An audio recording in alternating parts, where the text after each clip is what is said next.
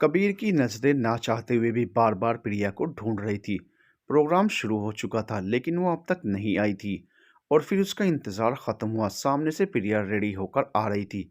उसने ग्रीन साड़ी के साथ कलाई भर भर के ग्रीन चूड़ियाँ पहन रखी थी और प्यारा सा मेकअप कर रखा था। हमेशा की तरह वो आज बहुत सुंदर लग रही थी। लेकिन कबीर की नज़र आज उसके चेहरे को छोड़कर उसकी मांग पर थी, जिसे आज उसने पहली बार सिंदूर से भर रखा था। फंक्शन शुरू हो गया था। सानिया को सबसे पहले उसकी अम्मी ने शगुन की मेहंदी लगाई। फिर मेहंदी वाली ने लगानी शुरू की। प्रिया भी उसके पास ही आकर बैठ गई थी। सानिया ने धीरे से उससे कहा, कमाल लग रही है इस साड़ी में, ऐसा लग रहा है दुल्हन तू ही है।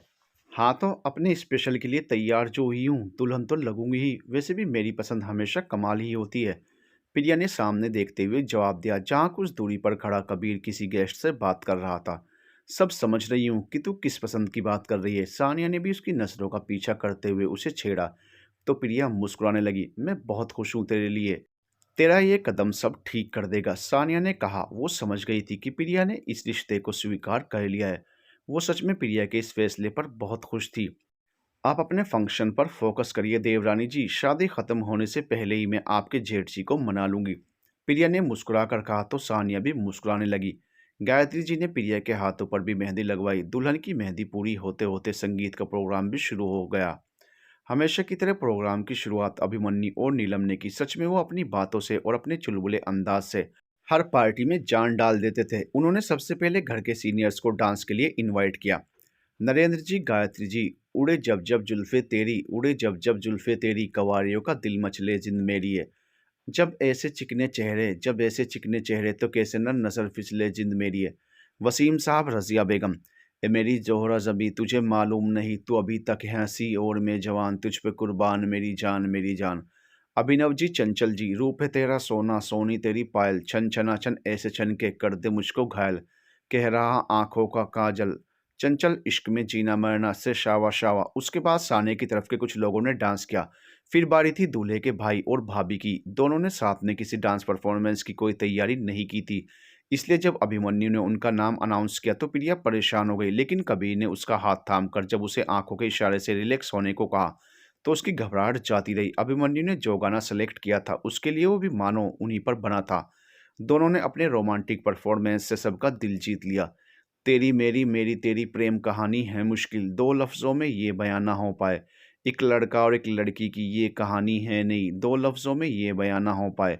एक दूजे से हुए जुदा जब एक दूजे के लिए बने, तेरी मेरी तेरी प्रेम कहानी है मुश्किल, दो लफ्ज़ों में ये बयां ना हो पाए। विराट हमेशा की तरह एक्साइटेड था सानिया के साथ डांस करने के लिए। उसका साथ पाकर सानिया भी सब कुछ भूलकर उसकी करीबी को महसूस करने लगी। दोनों एक दूसरे में खोकर डांस करने लगे। बदले तेरे माही ला के दे, जो कोई सारी दुनिया भी दे दे, अगर तो किसे दुनिया चाहिए, तू है तो मुझे फिर और क्या चाहिए, किसी की मदद ना दुआ चाहिए, तू है तो मुझे फिर और क्या चाहिए। इसके बाद प्रिया ने विराट और सानिया के साथ फिर डांस किया। तीनों की खूबसूरत बॉन्डिंग और इस बार के गाने पर प्रिया के गुस्से, एक्सप्रेशन और डांस ने सबको मुस्कुराने पर मजबूर कर दिया। लो चली मैं अपने देवर की बारात लेके, ना बैंड बाजा ना ही बाराती, खुशियों की सौगात लेके लो चली मैं। शोर से डांस कर रहे थे तभी प्रिया को पता चला कि उसकी साड़ी खुल गई है। किसी की नज़र पड़ने से पहले वो तेजी से एक कॉर्नर वाले कमरे में घुस गई। बहुत देर तक वो साड़ी को ठीक करने की कोशिश करती रही लेकिन हाथों में मेहंदी लगे होने की वजह से उससे हो नहीं पा रहा था। प्रिया को अब रोना आने लगा था। तभी दरवाजे पर किसी की दस्तक हुई। कौन है? प्रिया ने पूछा। मैं हूँ, तुम्हें माँ बुला रही हैं। बाहर से कबीर की आवाज़ आई। वो कब से उसे ढूंढ रहा था। प्रिया को उसकी आवाज़ सुनकर राहत मिली। उसने हल्का सा दरवाज़ा खोलकर झांकते हुए कहा, क्या आप माँ या मम्मा किसी को बुला सकते हैं? मुझे उनकी ज़रूरत है। वो दोनों तो मेहंदी लगवा रही हैं, कबीर ने बताया। तो वो और परेशान हो गई। इस बात को कबीर ने नोटिस किया। कोई प्रॉब्लम है? कबीर ने पूछा तो उसने हामी भर दी। मैं कुछ कर सकता हूँ। कबीर को पता था कि वो शायद ही उसकी हेल्प ले, लेकिन फिर भी वो ये पूछने से खुद को रोक नहीं पाया। आप? प्रिया हड़बड़ाकर बोली। हाँ, अगर कर सकता हूँ तो बोलो, कबीर ने सहजता से कहा। प्रिया ने थोड़ी देर सोचा। उसे उससे हेल्प लेना ही अभी के लिए ठीक लगा। उसने सोचा इसी बहाने वो उससे बात भी कर लेगी। आप अंदर आ जाइए, प्रिया ने दरवाजे पर से हटते हुए कहा। कबीर को उसका हेल्प के लिए अंदर बुलाना थोड़ा अजीब लगा, लेकिन फिर इस पर ज्यादा ध्यान ना देते हुए वो अंदर आ गया। प्रिया ने उसे अंदर तो बुला लिया लेकिन अब समझ नहीं आ रहा था कि कैसे कहे कि उसे क्या मदद चाहिए। उसे कशमकश में देखकर कबीर ने पूछा, क्या करना है? प्रिया ने हिचकते हुए अपनी साड़ी की तरफ इशारा किया, जिसकी प्लेट खुल गई थी। उसका इशारा समझकर एक पल को कबीर भी गड़बड़ा गया। तो प्रिया बोली, नीलम दी ने भी मेरे साथ ही मेहंदी लगवाई है, नहीं तो मैं उन्हें ही बुला लेती। मैं मेहर को भेजता हूँ। कबीर उसकी बात सुनकर बोला। तो प्रिया चिढ़ गई। रहने दीजिए, मैं खुद मैनेज कर लूंगी। ओके रिलैक्स, मैं करता हूँ। कबीर उसे चिढ़ते देखकर बोला। उसे पता था कि वो मेहर से इतना चिढ़ती है कि उससे कभी मदद नहीं लेगी। प्रिया ने कुछ नहीं कहा तो कबीर ने उसके पास आकर पूछा, बताओगी इसे ठीक कैसे करते हैं? प्रिया को हंसी आ गई। उसने उसे समझाना शुरू किया और कबीर ने उसके बताए अनुसार प्लेट ठीक करनी शुरू कर दी। कबीर का ध्यान अपने काम में था, जबकि प्रिया का उसमें। वो उसके बहुत करीब था। प्रिया को आज उसकी करीबी बहुत अच्छी लग रही थी। कबीर ने प्लेट बनाकर जब टक किया तो उसकी उंगलियां प्रिया के पेट को छू गई। वो सिहर गई, जिस बात को कबीर ने भी महसूस किया, लेकिन अपने चेहरे पर कोई भी भाव नहीं आने दिया। वो उसे अनकंफर्ट नहीं करना चाहता था। उसने प्लेट को पिनअप करके सिक्योर किया और बोला, कुछ और करना है? प्रिया ने इनकार में सिर हिला दिया तो वो बाहर जाने को हुआ। तभी उसकी नजर प्रिया की हथेली पर पड़ गई, जिस पर उसका नाम लिखा था। प्रिया के पल पल बदलते मूड से आज ना जाने की वो चिढ़ गया और प्रिया की तरफ मुड़कर बोला, क्या कहने की कोशिश कर रही हो तुम? कबीर के सख्ती से पूछने पर प्रिया ने चौंक कर उसे देखा। वो अब तक उसके स्पर्श को महसूस कर रही थी। मैं समझी नहीं। समझ तो मैं नहीं पा रहा तुम्हें। मुझसे दूर जाना चाहती हो ना, तो ये सब क्या है? ये सिंदूर, मंगलसूत्र और अब मेहंदी में मेरा नाम लिखवाना, अब इन सब का क्या मतलब है? कबीर ने धीमी मगर गुस्से भरी आवाज में पूछा। अब तो प्रिया को समझ ही नहीं आया कि क्या जवाब दे। कबीर ने उसका चेहरा ऊपर उठाया। मेरी तरफ देखो और जवाब दो। कल रात तक तुम इस रिश्ते को लेकर असमंजस में थी ना, फिर आज क्या बदल गया जो ये सब कर रही हो? प्रिया ने आंखें खोलकर उसे देखा। कबीर उसे ही देख रहा था। उसकी आंखों में नाराजगी दिख रही थी। बोलो, जवाब दो प्रिया। जब मुझे छोड़कर जाना है तो फिर ये ड्रामा क्यों? कबीर ने फिर पूछा। वो मैं। प्रिया उसके गुस्से से डर गई थी तो कुछ बोल नहीं पाई। कबीर ने उसकी नम आंखें देखी तो उसे छोड़कर चला गया, क्योंकि अब मैं नहीं जाना चाहती आपसे दूर। अब मुझे आपके साथ रहना है, प्रिया ने कहा। लेकिन अब तक कबीर बहुत दूर निकल गया था। उसने सुना ही नहीं। बाहर चंचल जी ने जब कबीर का उतरा चेहरा देखा तो उन्हें प्रिया पर बहुत गुस्सा आया। कितना समझाने पर भी उस पर कोई असर नहीं हुआ। वो गुस्से में अंदर आई और प्रिया को खींचकर एक थप्पड़ लगा दिया। प्रिया अचानक से उनके इस रिएक्शन पर शॉक्ड रह गई और उन्हें देखने लगी। वहीं चंचल जी ने गुस्से में उसे झकझोर दिया। दिमाग खराब हो गया है तेरा? कितना समझाया कल तुझे, लेकिन तेरी तो अकल पर जैसे पत्थर पड़ गए हैं। ना कुछ सुनना है ना समझना है, इसलिए हाथ जोड़कर तुझसे विनती कर रही हूँ। रहम कर दे उस लड़के पर। अगर उसका साथ नहीं दे सकती तो फिर छोड़ दे उसे। अरे हर चीज की एक हद होती है, लेकिन तेरी नफरत की क्या हद है? वो इंसान तुझे खुश करने के लिए कुछ भी कर सकता है। वो डाइवोर्स भी दे देगा बिना इस बारे में सोचे कि तुझसे अलग होकर वो कैसे जिएगा, सिर्फ इसलिए ताकि तू खुश रहे। कल को सरहद पर उसे कुछ हो जाए तो भी वो बस कुछ पल तड़पेगा, लेकिन जो सजा तू उसे दे रही है, वो रोज एक मौत मर रहा है। अब बस कर दे, बख्श दे उसे। मम्मा, मैं उनसे अलग नहीं। प्रिया बता ही रही थी कि चंचल जी के पीछे खड़ी गायत्री जी को देखकर खामोश हो गई। वो बाथरूम के लिए आई थी, तभी चंचल जी की गुस्से भरी आवाज सुनी तो वहां चली आई। उनकी आंखें नम थी, शायद उन्होंने सारी बातें सुन ली थी। प्रिया उनकी तरफ बढ़ी ही थी, लेकिन वो वहां से तेजी से निकल गई। प्रिया ने एक नजर अपनी माँ को देखा, फिर वो भी उनके पीछे भागी। बाहर अब भी फंक्शन चल रहा था, इसलिए गायत्री जी छत पर चली आई और नीचे ही बैठकर रो पड़ी। आंखों के आगे कबीर का चेहरा घूम गया। पता नहीं उनके बच्चे की जिंदगी में भगवान ने और कितने गम लिखे थे। प्रिया ने उन्हें ऐसे रोते देखा तो गिल्ट से भर गई। वो भी उनके पास ही बैठ गई। इतना बड़ा फैसला ले लिया तुम दोनों ने और हमें खबर भी नहीं लगने दी। और हम लोग यही सोच रहे थे कि अब सब ठीक हो गया है। गायत्री जी ने अपनी भरी आंखों से उसे देखते हुए पूछा तो प्रिया ने शर्म से नजरें झुका ली। सॉरी माँ, ये मेरा फैसला था। कबीर ने कभी भी ये नहीं चाहा और अब मैं। वो अपनी बात पूरी कहती गायत्री जी ने बोलना शुरू कर दिया। मैंने हमेशा तुम्हें अपनी औलाद की तरह ही प्यार दिया। हमेशा मेरे दिल में तुम्हें अपनी बहू बनाने की ख्वाहिश थी। इसलिए जब तुम शादी करके आई उस वक्त परिस्थितियां जो भी रही हों, लेकिन मैं दिल ही दिल में कितनी खुश थी बता भी नहीं सकती। मैंने तुम्हारी माँ से वादा किया था कि तुम्हें बेटी बनाकर रखूंगी, लेकिन तुमने शायद मुझे माँ माना ही नहीं। ऐसा नहीं है माँ, मैं भी आपको माँ कहती ही नहीं मानती भी हूँ। अगर ऐसा था तो क्यों तुम मुझसे इतनी बड़ी बात छुपाती रही? कितना अच्छा रिश्ता था हमारा। हम तो एक साथ कितने खुश रहते थे, हर बात शेयर करते थे। दोस्त कहती थी ना तुम मुझे। फिर ये दूरी, ये बातें छुपाना कब होने लगा हमारे बीच? आपको इसलिए नहीं बताया क्योंकि मैं आपको दुखी नहीं करना चाहती थी। प्रिया रोते हुए बोली, क्या आप दुख नहीं है मुझे? उन्होंने उसकी तरफ देखकर पूछा तो प्रिया ने फिर से नजरें चुरा ली। कोई बात नहीं, अगर तुम कबीर से दूर ही जाना चाहती हो, तो अब हम में से कोई तुम्हें रुकने के लिए फ़ोर्स नहीं करेगा। ये तुम्हारी ज़िंदगी है, तुम्हें अपने हिसाब से जीने का पूरा हक है। प्रिया कुछ कहती तभी चंचल जी की आवाज़ आई। नहीं गायत्री, तुम इसे बढ़ावा मत दो, पहले ही अपने डैड की वजह से बहुत बिगड़ गई है। इसे सिर्फ़ अपने आप से मतलब है, किसी और के इमोशन और फीलिंग्स की कोई परवाह ही नहीं है। शादी-ब्याह को खेल समझ रखा है इसने। प्रिया उनकी तीखी बातें सुनकर रोने लगी। तो गायत्री जी ने कहा, रहने दो चंचल, ये पहले ही सफ़र कर रही है। ये सफ़र कर रही है? चंचल जी ने व्यंग्य करते हुए कहा, इसे क्या ही फर्क पड़ेगा इस रिश्ते के टूटने से, जिसे तोड़ने की कोशिश ये खुद हमेशा करती आई है। सफ़र करना किसे कहते हैं, जाकर कबीर से पूछो। अगर इस रिश्ते में किसी ने कुछ सहा है तो सिर्फ उन्होंने। इसे खुश करने की इन्होंने हर कोशिश कर ली, लेकिन इसका दिल नहीं पिघला। पर अब बहुत हुआ, मैं उन्हें और तड़पते नहीं देख सकती। सबकी गलतियों का खामियाजा हमेशा वही क्यों उठाएं। जबरदस्ती के इस रिश्ते को ढोने से अच्छा तो यही है कि वक्त रहते सब खत्म कर दिया जाए। अलग होना है ना इसे, तो फिर इंतजार किस बात का, कल विराट और सानिया की शादी है, तब तक बर्दाश्त कर ले, उसके बाद मैं खुद केस फाइल करूंगी तुम्हारे सेपरेशन के लिए। प्रिया सुन रह गई। चंचल जी ने उसकी खामोशी को उसकी रजामंदी समझा, इसलिए उन्हें और गुस्सा आ गया। और हाँ, एक बात कान खोलकर सुन लो, तुम्हारा इस घर से रिश्ता कबीर की वजह से है। अगर वो रिश्ता नहीं रखना तो फिर इस घर में आने की भी जरूरत नहीं है, क्योंकि इसके बाद मैं खुद कबीर की दूसरी शादी करवाऊंगी, और मैं नहीं चाहती कि तुम्हें देखकर कबीर और उनकी पत्नी के रिश्ते में कोई खटास आए। चंचल जी अपनी बात कहकर चली गई और प्रिया फफक कर रो पड़ी।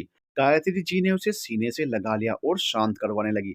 तुम अपनी माँ की बातों पर ध्यान मत दो, इस घर से तुम्हारा रिश्ता हमेशा रहेगा, चाहे वो बहू के रूप में हो या फिर बेटी के रूप में। हम सब तुम्हें चाहते हैं, तुम हमेशा हमारी लाडली रहोगी। जानती थी कि वो इस वक्त कितनी दुखी हैं, फिर भी वो उसे चुप करा रही थी, जिससे प्रिया और गिल्टी फील कर रही थी। माँ, मैं आपको कुछ बताना चाहती हूँ, प्रिया ने कहा। तो गायत्री जी बोली, जरूर बेटा, लेकिन उससे पहले मेरी बात सुन लो। मेरे बेटे ने बहुत कुछ सहा है बेटा, मैं चाहकर भी तुम्हें वो सब नहीं बता सकती।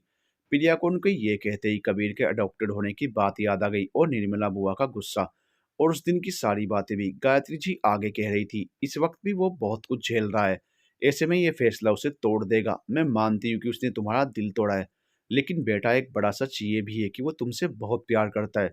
तुमसे अलग होकर तो वो जीना ही भूल जाएगा। बस इसीलिए रिक्वेस्ट कर रही हूँ कि कोई भी डिसीजन लेने से पहले एक बार उसके बारे में सोचना ज़रूर।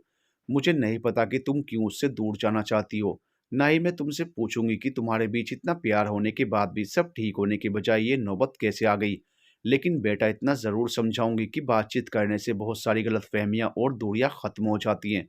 एक बार कोशिश करना, शायद ये कड़वाहट भी खत्म हो जाए। अपनी बात कहकर वो भी जाने को हुई, लेकिन प्रिया ने उनके पांव पकड़ लिए। माँ प्लीज, एक बार मेरी बात सुन लीजिए। कोई मेरी बात सुन ही नहीं रहा। गायत्री जी रुक गई तो वो जल्दी जल्दी बोलने लगी। माँ, मैं खुद उनसे अलग नहीं होना चाहती, इस शादी को मैं निभाना चाहती हूँ। इसलिए नहीं कि आप लोगों ने मुझे समझाया या कबीर मुझसे प्यार करते हैं, बल्कि इसलिए क्योंकि मुझे समझ आ गया है कि मैं उनसे कितना प्यार करती हूँ। मैं उनसे जितना भी रूठ लूँ, लड़ लूँ, लेकिन उनसे दूर होने के ख्याल से ही मेरी रूह कांप उठती है। वो मेरा सुकून, मेरी चाहत, मेरी जिंदगी है। बचपन से लेकर अब तक अगर मैंने कुछ चाहा है तो सिर्फ उनका प्यार और साथ।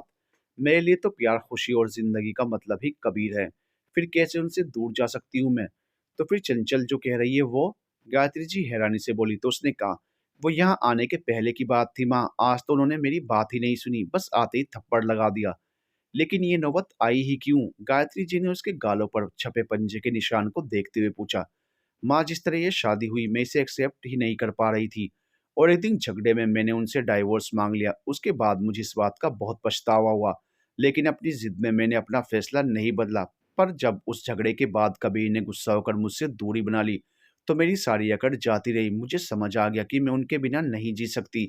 गायत्री जी ने उसे फिर से गले लगा लिया और रोते हुए बोली, तुम नहीं जानती बेटा, ये कहकर तुमने मुझे कितनी बड़ी खुशी दी है। मैं फिर से जी उठी हूँ। प्रिया भी रो रही थी, लेकिन तभी उसे कुछ याद आया, तो उसने उनके आंसू पोंछते हुए कहा, माँ नीचे चलते हैं, सब आपको ढूंढ रहे होंगे। मैं नहीं चाहती कि विराट और सानिया की खुशियों में मेरी वजह से कोई कमी आए, और ना ही कबीर को अच्छा लगेगा। वो पहले ही नाराज है, मैं उन्हें और नाराज नहीं कर सकती। उनसे नाराज हो ही नहीं सकता, लेकिन फिर भी अगर ऐसा होता है तो उसके कान खींचकर मैं उसे तुम्हारे पास लाऊंगी। गायत्री जी हल्के फुल्के अंदाज में बोली। तो प्रिया हल्का सा मुस्कुराई। नहीं माँ, मैंने उन्हें नाराज किया है तो मैं ही उन्हें मनाऊंगी। बस मुझे आशीर्वाद दीजिए कि मैं सब ठीक कर दूं। गायत्री जी ने उसके सर पर हाथ रख दिया। भगवान तुम्हारी हर इच्छा पूरी करे, चलें फिर। प्रिया खुद खड़ी हो गई और उनकी मदद के लिए हाथ बढ़ाया। हाँ, लेकिन नीचे चलने से पहले अपना हुलिया ठीक कर लो। देखो तो ये प्यारा सा चेहरा कैसा मुरझाया हुआ है। गायत्री जी ने उसके चेहरे पर प्यार से छूते हुए कहा तो प्रिया को भी एहसास हुआ कि उसके इस हालत में नीचे जाने पर सब परेशान हो जाएंगे। इसलिए वो छत से सीधे अपने कमरे की तरफ चली आई। उसके साथ ही गायत्री जी भी आई। उन्होंने अब की बार अपने लाडले की दुल्हन को खुद अपने हाथों से सजाया संवारा। इधर चंचल जी गुस्से में अपने कमरे में चली आई थी। अभिनव जी ने उन्हें ऐसे जाते देखा तो वो भी उनके पीछे आ गए।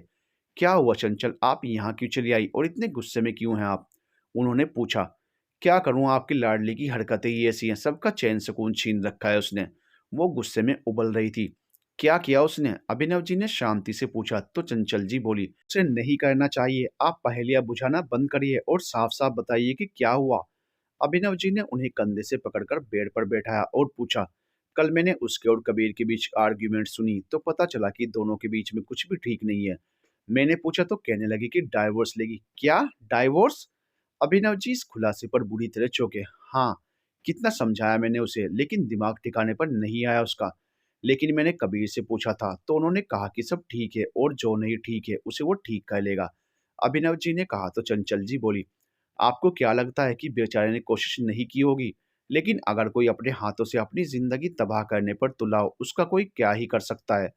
बेचारा पिस रहा है, कभी निर्मला दीदी तो कभी आपकी लाडली के नाटक के चक्कर में। अरे इंसान है वो भी, भगवान नहीं जो सबकी सोच बदल दे। तुम टेंशन मत लो, वो अभी बच्ची है, अच्छे बुरे का ज्ञान नहीं है, मैं बात करूंगा उससे। वो उन्हें समझाते हुए बोले, बच्ची नहीं है, शादीशुदा है, आपके इसी दुल्हा ने उसे इतना बिगाड़ दिया है। जी कर रहा है दो थप्पड़ लगाऊं तो दिमाग ठिकाने पर आ जाए। चंचल जी का गुस्सा शांति नहीं हो रहा था। अभिनव जी ने उन्हें शांत करवाते हुए कहा, तुम बहुत जल्दी तेश में आ जाती हो, कुछ बातों को शांति से सुलझाया जा सकता है। मैंने कहा ना कि तुम सब मुझ पर छोड़ दो। उससे क्या होगा, ऐसा क्या करेंगे आप कि उसे समझ आए कि वो अपने साथ-साथ कबीर की ज़िंदगी भी ख़राब कर रही है। कुछ भी करूँगा, ज़रूरत पड़ी तो उसे सारी सच्चाई बता दूँगा, लेकिन उन्हें किसी भी सूरत में अलग नहीं होने दूँगा। अभिनव जी बोले तो चंचल जी थोड़ी रिलैक्स हुई। वो जानती थी कि अभिनव जी के सच बताने पर प्रिया हर्ट होगी, लेकिन कम से कम उसका घर तो तबाह नहीं होगा। गायत्री जी और प्रिया जब नीचे आए तो अभी दुल्हन पक्ष के लोग डांस कर रहे थे। प्रिया ने चारों ओर नज़रें घुमाई तो उसे कबीर, अभिमन्यु और नीलम के साथ बैठा दिख गया। अभिमन्यु ने प्रिया को देखा तो कबीर से बोला, आज तुम्हें प्रिया कुछ बदली बदली नहीं लग रही, जैसे उसकी नजरें बार बार तुम्हें देख रही हैं।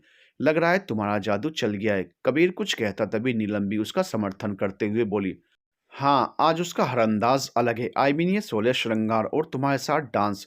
उस वक्त उसने एक पल को भी तुमसे नजर नहीं हटाई। कितनी मोहब्बत झलक रही थी उसकी आंखों में।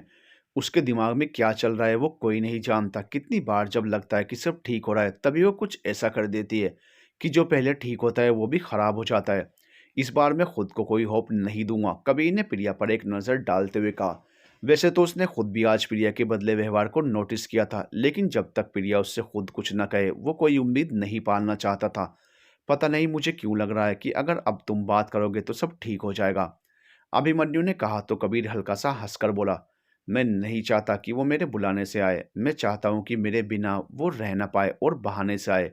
पीछे खड़े अभिनव जी ने भी उसकी बात सुनी। उन्होंने मन ही मन कहा, इस बार ऐसा ही होगा बेटा, वो खुद से आएगी तुम्हारे पास और जरूर आएगी।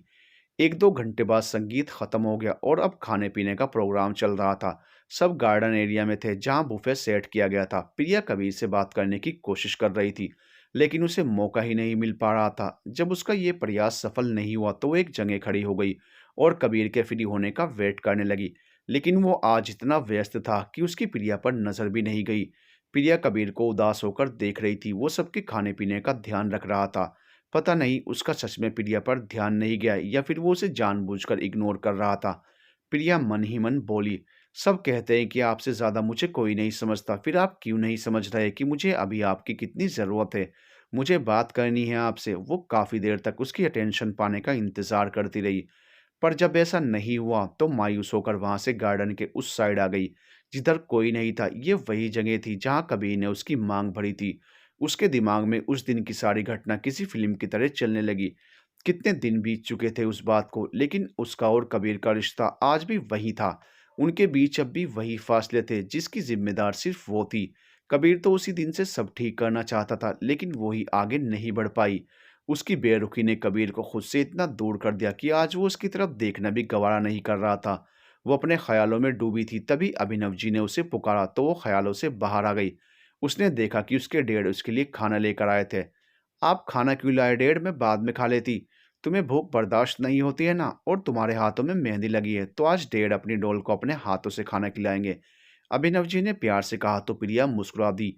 उसके डेढ़ आज भी उसे एक छोटी बच्ची जैसा मानते थे। हालांकि वो चाहती थी कि आज खाना उसे कबीर खिलाए, जैसे आज विराट और बाकी सभी मर्दों ने अपनी पत्नियों को खिलाया था। लेकिन ये शायद ही मुमकिन था। फिर वो अपने डेढ़ का दिल भी नहीं तोड़ना चाहती थी। अभिनव जी उसे खाना खिलाने लगे। प्रिया की आंख नम हो गई। आज सुबह से उसने सबकी कितनी बातें सुनी थी, थप्पड़ भी खाया, लेकिन पिता के स्नेह ने उन सब घावों पर मरहम लगा दिया। उनके जितना प्यार शायद ही उसे कोई कर सकता था। वो उसकी बड़ी से बड़ी गलती पर भी उसे हंसकर गले लगा लेते थे।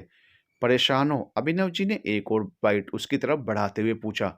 आपको कैसे पता चला डेढ़? मैं तो तब भी तुम्हारी बातें समझ जाता था, जब तुमने बोलना भी नहीं सीखा था। ये तुम्हारी जो आंखें हैं ना, वो सब बोल देती हैं। जो तुम छुपाना चाहती हो वो भी। उन्होंने मुस्कुराकर कहा। अच्छा, तो फिर बाकी सबको इनकी भाषा क्यों नहीं समझ आती?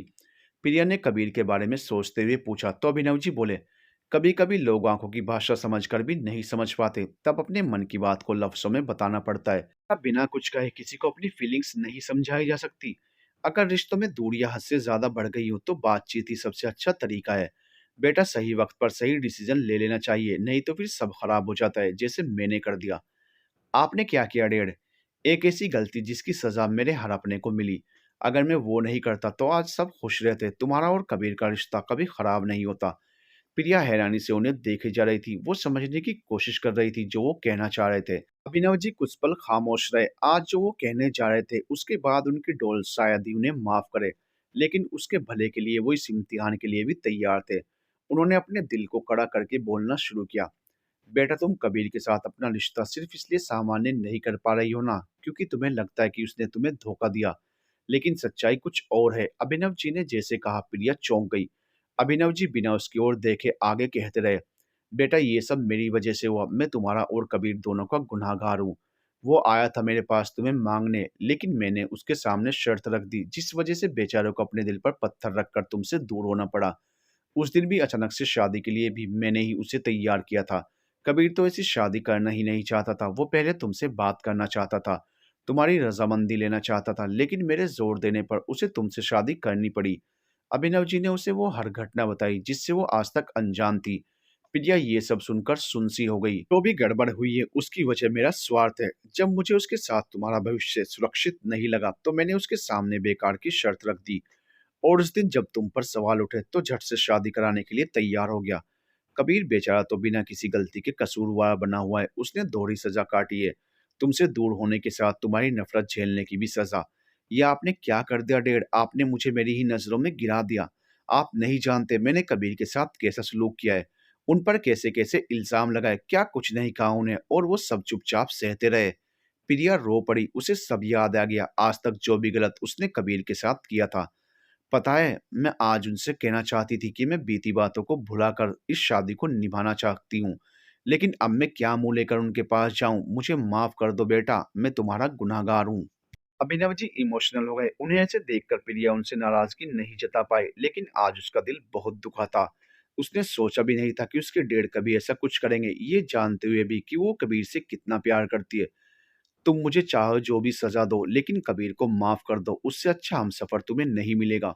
बहुत प्यार करता है वो तुमसे, इसलिए हमेशा रिश्ता निभाने की कोशिश की है। जिसके दिल में बेशुमार चाहत हो वही इतना कर सकता है। जो लोग हमेशा झुकते हैं, मनाते हैं, अगर वो रूठ जाएं तो उन्हें मनाना बहुत मुश्किल हो जाता है। इससे पहले कि देर हो जाए तुम मना लो उसे। अभिनव जी समझा ही रहे थे कि अचानक से शोर होने लगा, जिसे सुनकर दोनों उस तरफ भागे। गार्डन में सब मेहमान और परिवार के लोग खाना खा चुके थे।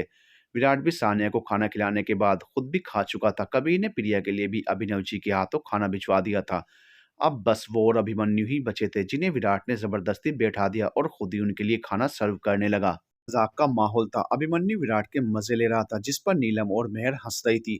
चंचल जी और गायत्री जी भी कुछ औरतों के साथ वहीं बैठी थी, जबकि नरेंद्र जी निर्मला जी के साथ उनसे कुछ दूरी पर एक टेबल पर बैठे थे। इस वक्त भी उनकी बातों का टॉपिक कबीर ही था। विराट का फोन बजा। वो उन सबसे एक्सक्यूज करके एक कॉर्नर की तरफ जाकर बात करने लगा। ये हिस्सा खुराना हाउस के जस्ट नीचे वाला एरिया था। विराट तो बड़े वाला आशिक निकला भाई। जबरदस्ती अपने हाथों में सानिया के नाम की मेहंदी लगवाई। अभिमन्यु ने कहा तो सबके साथ कबीर भी मुस्कुरा दिया और उसकी नजर विराट पर चली गई, जहां वो वीडियो कॉल पर खुशी खुशी अपनी मेहंदी किसी को दिखा रहा था।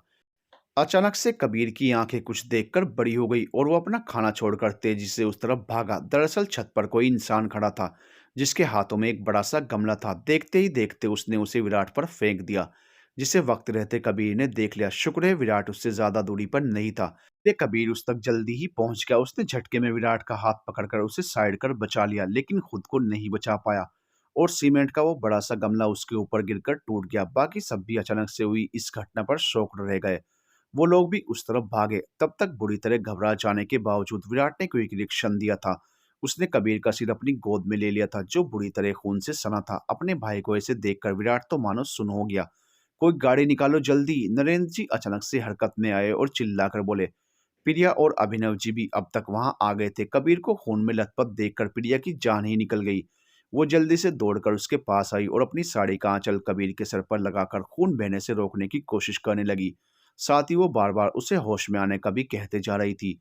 अभिमन्यु गाड़ी ले आया था। कुछ ही वक्त में नरेंद्र जी, प्रिया और विराट हॉस्पिटल पहुंच गए और कबीर का इलाज शुरू हो गया। प्रिया ने अपने हाथों को देखा, जिस पर आज उसने कबीर का नाम लिखवाया था। उन पर अब कबीर का खून लगा था। उसने अपने आंचल की तरफ देखा, जो खून से सन गया था। आज सुबह से उसे शौक पर शौक मिल रहे थे।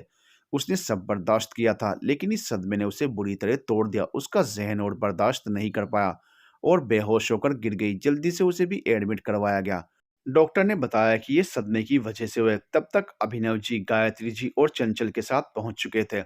उन तीनों ने डॉक्टर की बात सुनी तो तीनों को प्रिया के साथ हुई बातें याद आ गई। उन्हें उस पर बहुत दया आई। नाजों से पली बच्ची ने जिंदगी भर की यातना आज एक दिन में झेल ली थी। सानिया और उसके पेरेंट्स भी हॉस्पिटल आए थे, जबकि मेहर और नीलम घर पर रुक गई थी मेहमानों का ध्यान रखने के लिए। वैसे भी शादी वाले घर से सबका गायब होना अच्छा नहीं था। घंटे भर बाद आकर डॉक्टर ने जब कबीर को खतरे से बाहर बताया, तब जाकर सबकी जान में जान आई। भगवान का चमत्कार ही था कि सिर की चोट ज्यादा खतरनाक नहीं थी। दरअसल झुक जाने की वजह से ज्यादा चोट उसे कंधे और पीठ पर आई थी। कबीर को अब तक होश नहीं आया था, लेकिन डॉक्टर ने बताया कि घबराने वाली कोई बात नहीं है, इसलिए सबको राहत थी। इस वक्त तक सुबह के 4 बज चुके थे। प्रिया को थोड़ी देर बाद ही होश आ गया था और वो जिद करके अपना ट्रीटमेंट अधूरा छोड़कर कबीर के पास आ गई। बाकी सबको नरेंद्र जी ने घर जाने को कहा, लेकिन कोई भी वहां से हटने को तैयार नहीं था। तब उन्होंने सबको आज दिन में होने वाली शादी का हवाला दिया, जिसकी तैयारियां करनी भी जरूरी थी। इसके बाद सबको मजबूरन घर वापस जाना पड़ा, लेकिन विराट और प्रिया लाख समझाने के बाद भी जब वापस आने के लिए राजी नहीं हुए, तो नरेंद्र जी ने उन्हें रुकने की परमिशन दे दी। अभिमन्यु भी नरेंद्र जी की मदद के लिए वहीं रुक गया था, क्योंकि प्रिया और विराट तो बुरी तरह घबराए थे। प्रिया वार्ड में कबीर के पास बैठी थी और अब भी रोए जा रही थी। बेटा, डॉक्टर ने कहा है ना कि कबीर अब खतरे से बाहर है। अब क्यों परेशान हो तुम? नरेंद्र जी ने प्रिया को समझाते हुए कहा। वो दोनों को देखने के लिए अंदर आए थे, लेकिन प्रिया चुप होने की बजाय और जोर से रोने लगी। बेटा, मैं अब भी कह रहा हूँ, तुम भी घर चले जाओ, तुम्हारी तबीयत भी तो ठीक नहीं है। नरेंद्र जी ने फिर समझाने की कोशिश की तो प्रिया रोते हुए ही बोली, नहीं पापा, जब तक इन्हें होश नहीं आता मैं यहीं रहूंगी। उसी वक्त अभिमन्यु भी अंदर आया। वो उनके लिए चाय ले आया था। उसने प्रिया की तरफ चाय बढ़ाई तो उसने मना कर दिया। इस पर नरेंद्र जी ने समझाया, पी लो बेटा, नहीं तो सर में दर्द हो शुरू हो जाएगा। प्लीज पापा, बस एक बार इन्हें होश में आने दीजिए। डोंट वरी बेटा, ये मेरा शेर है, कुछ ही देर में वापस दहाड़ने लगेगा। तुम्हें घर नहीं जाना तो कोई बात नहीं, कम से कम चाय पीकर थोड़ा आराम तो कर लो। नरेंद्र जी ने माहौल को हल्का करने की कोशिश की। नहीं पापा, आप आराम करिए, मैं यहाँ बैठती हूँ, प्रिया ने आंसू पोंछते हुए कहा। बेटा, तुम बीमार हो? नहीं, मैं ठीक हूँ। प्रिया किसी भी सूरत में कबीर के पास से हटने को राजी नहीं थी। तो तुम मेरी कोई बात नहीं मानोगी? नरेंद्र जी ने झूठे गुस्से से कहा तो प्रिया ने याचना मांगने के अंदाज में अपने हाथ जोड़ लिए। प्लीज पापा, रहने दीजिए ना।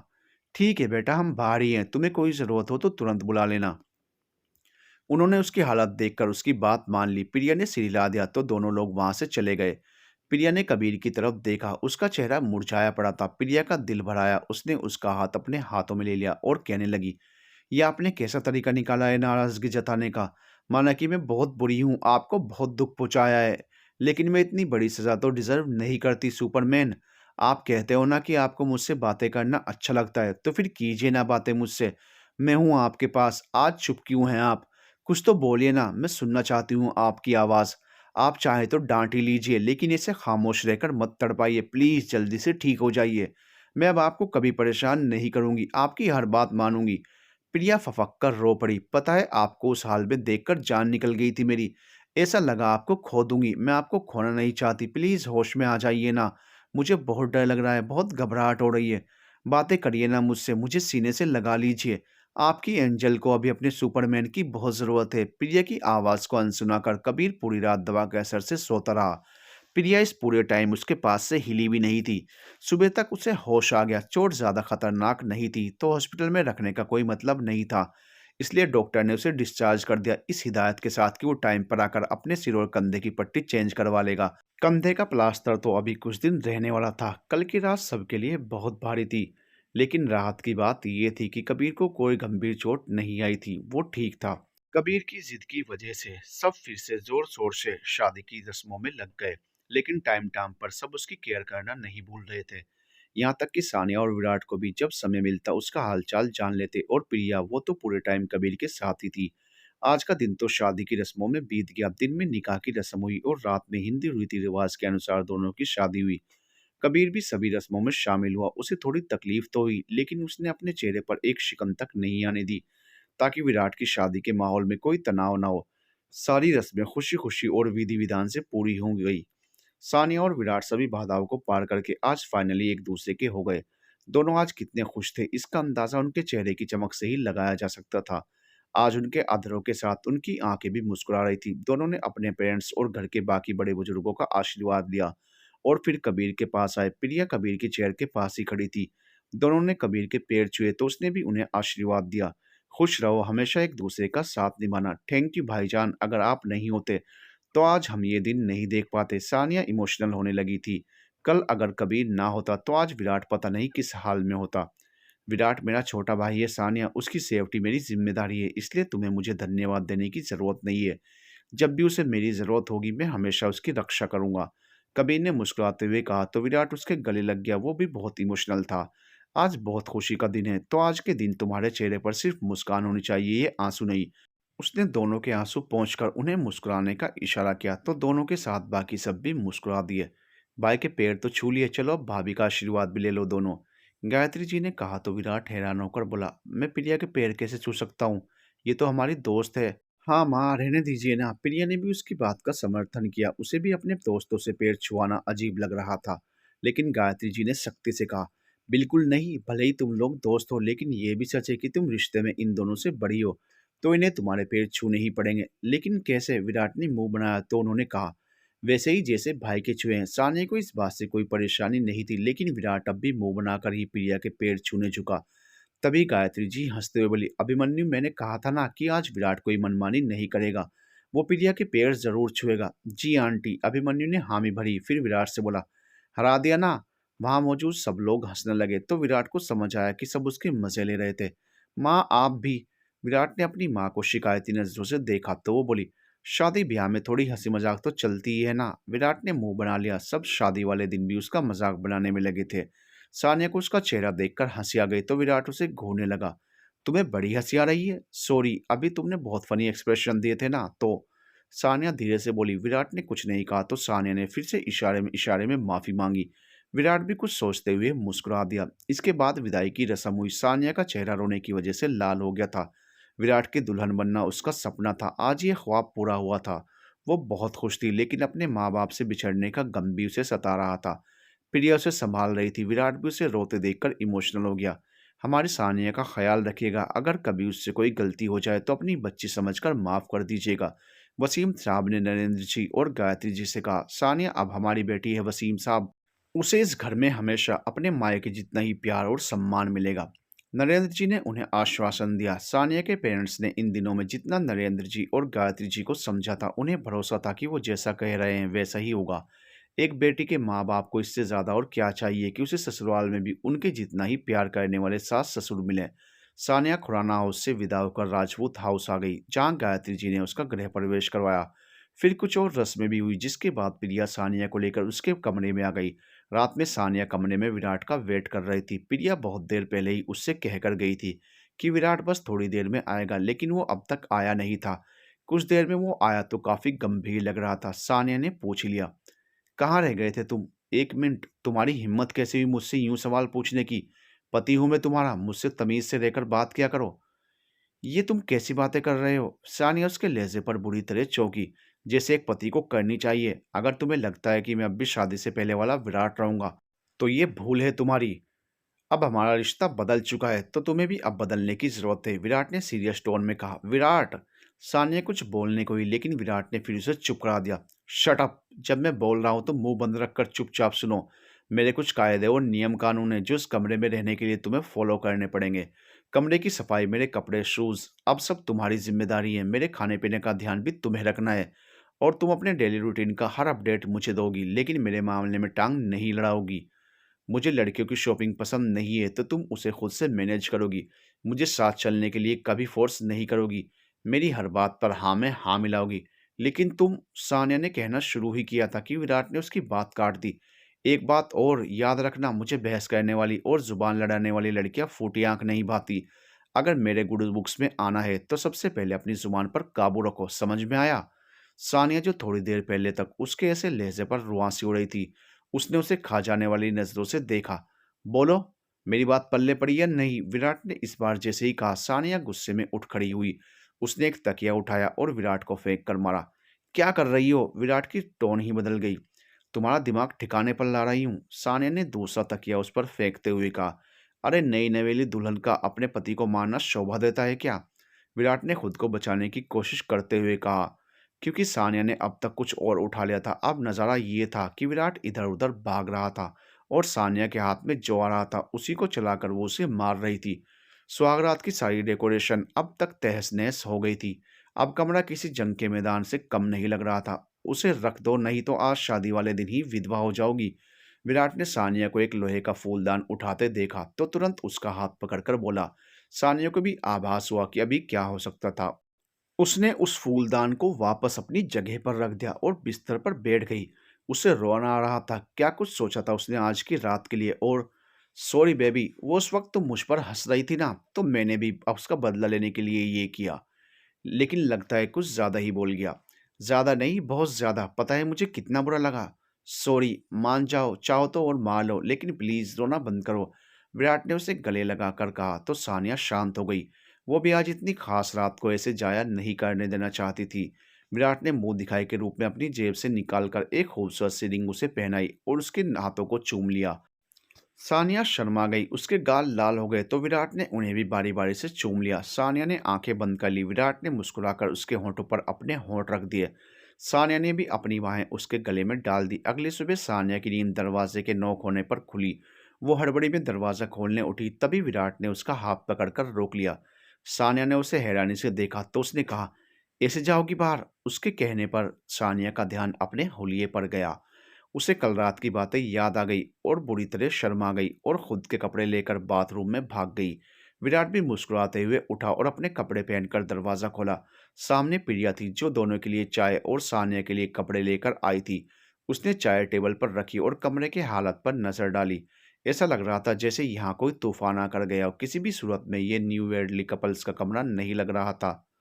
उसने विराट को सवालिया नजरों से देखा। To be continued.